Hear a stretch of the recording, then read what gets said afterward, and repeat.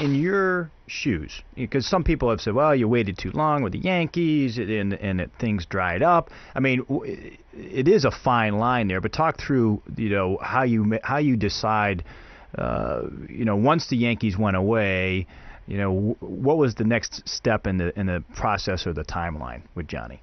Well, the Yankee situation is just very simple. The team calls us in November and says they have interest in the player, and they said they want to sign other players first. They will call us back when they're ready to sign Johnny Damon. And the fact is they don't call. And finally, on December 17th, I called them back, and they have an offer out to another player.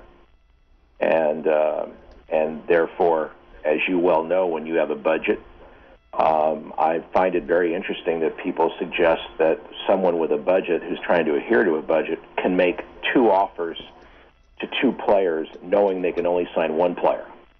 Now, if someone can tell me how a general manager can do that and stick with a budget, you'll find out it's not too logical to carry out that kind of activity.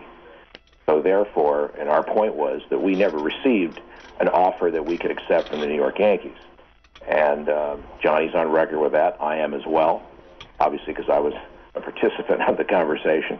And so the Yankee situation was not a choice that Johnny Damon had. They signed another player.